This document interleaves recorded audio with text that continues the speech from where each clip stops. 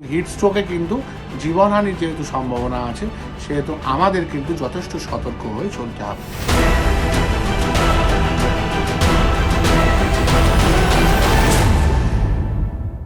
Heat stroke আটকাতে গেলে আমাদের কি করণীয়?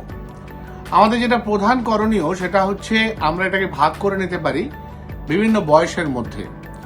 ধরা যাক যারা খুব ছোট তাদেরকে আমরা যতটা সম্ভব হালকা জামা কাপড় পরাবো, যারা স্কুলে যাচ্ছে তাদেরকে যথেষ্ট পরিমাণে জল দিয়ে পাঠাবো, যদি সম্ভব হয় একটু ওআরএস দিয়ে পাঠাবো, খুব হালকা ধরনের খাবার দিয়ে পাঠাবো, মানে বিশেষ করে যেগুলো অতিরিক্ত তেল দিয়ে খাবার, যেগুলো যেমন লুচি পরোটা, এগুলো আমরা অ্যাভয়েড করব।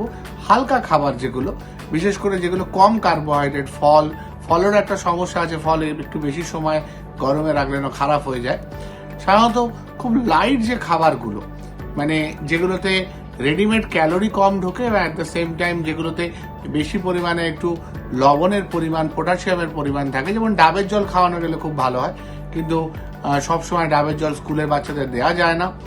তো হালকা খাবার যেগুলো আমাদের ধরুন হালকা একটু রুটি তরকারি টাইপের যে ধরনের খাবার দাবারগুলো, বা ব্রেড, একটু বাটার ছাড়া, বাটার অ্যাভয়েড করতে হবে, এই ধরনের খাবার একটু লাইট ডায়েট দিয়ে পাঠানো, এবং তার সাথে বয়স্ক মানুষ যারা তাদেরকে যতটা সম্ভব হিট থেকে দূরে রাখা। আর যাদের বাইরে বেরোতেই হবে, যারা প্রোডাক্টিভ এজ গ্রুপের মধ্যে পড়ে, তাদের যতটা সম্ভব সরাসরি যে সূর্যের তাপ, সেই সূর্যের তাপ অ্যাভয়েড করা উচিত।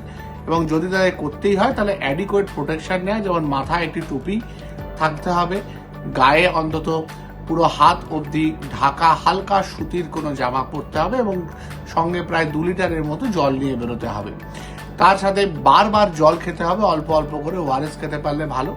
বাইরে যে জল পাওয়া যায়, যে সমস্ত নিম্বু পানি টাইপের বাজারে বিক্রি হয়, সেইগুলো খেতে পারেন, কিন্তু খেয়াল রাখতে হবে সেখানে জলের কোয়ালিটির উপর, কারণ বেশিরভাগ ক্ষেত্রে তাদের জলগুলো অপরিশুদ্ধ হয়। তো সেক্ষেত্রে আপনার নিয়ে যাওয়া জলে যদি কেউ লেবু জল বানিয়ে দেয় সেখানে অসুবিধে নেই, বা আপনি যদি প্যাকেজ যে সমস্ত সিল করা ওয়াটার প্যাক থাকে, জলের বোতল থাকে, সেগুলো যদি ব্যবহার করতে পারেন ভালো। কোল্ড ড্রিঙ্কস অ্যাভয়েড করবেন, কারণ কোল্ড ড্রিঙ্কসে কোনো রকম লবণ জাতীয় জিনিস থাকে না, শুধুমাত্র গ্লুকোজ থাকে, সেগুলো কিন্তু স্বাস্থ্যের পক্ষে ভালো না। হয়তো সেটা শরীরের গরমটা কিছুটা কমায়, কিন্তু কোল্ড ড্রিঙ্কস জাতীয় জিনিস, আইসক্রিম জাতীয় জিনিস কিন্তু বাইরে ঠান্ডা, মানে গরম থেকে অ্যাভয়েড করার জন্য খাওয়া উচিত না। যতটা সম্ভব বাইরে কম থাকা, শেডে থাকার চেষ্টা করা, ছায়ায় থাকার চেষ্টা করা, এবং যত তাড়াতাড়ি সম্ভব বাড়ি এসে রেস্ট নেওয়া, এবং প্রথমেই সঙ্গে সঙ্গে স্নান বা সঙ্গে সঙ্গে ঠান্ডা জল খাওয়ার ব্যাপার নেই। একটু পাখার তলায় কিছুক্ষণ বসে গা হাত পাগুলো শুকিয়ে নিয়ে, ভালো করে গা হাত পা মুছে নিয়ে তারপর ঠান্ডা জল খাওয়া উচিত, বা নর্মাল জল খেলে সবচেয়ে ভালো হয়। এবং কিছুক্ষণ পরে অন্তত স্নান করা উচিত। দিনে 2-3 বার স্নান করা যায়, অসুবিধা নেই, কিন্তু খুব রাত করে স্নান করা উচিত না। বা যদি কেউ রাত করে স্নান করতেই হয় তাহলে সেখানে একটু ঈষৎ উষ্ণ জলে স্নান করা উচিত, সরাসরি ঠান্ডা জলে চান করা উচিত না। আর কোনো রকম সমস্যা হলেই সঙ্গে সঙ্গে একটা ঠান্ডা জায়গায় চলে যাওয়া, অতিরিক্ত জল খাওয়া, বা কোনো রকম মেডিকেল হেল্প যদি সম্ভব হয় নেওয়া যায়। জলের ক্ষেত্রে যারা যে পরিমাণ জল তাদের বরাদ্দ, তার থেকে অন্তত 500 থেকে 1 লিটার জল বেশি খাওয়ার কথা। বিশেষ করে হার্টের রুগীদের এবং কিডনির রুগীদের সতর্ক থাকতে হবে, তাদের ডাক্তারের পরামর্শ মেনে জল খাওয়া উচিত। জল বা লবণ বা গ্লুকোজ বা ওআরএস যাই বলুন না কেন, এগুলো ডাক্তারের পরামর্শ মেনে চলা উচিত। এইভাবে আমরা হিট স্ট্রোক বা গরমের সমস্যাগুলো আটকাতে পারি।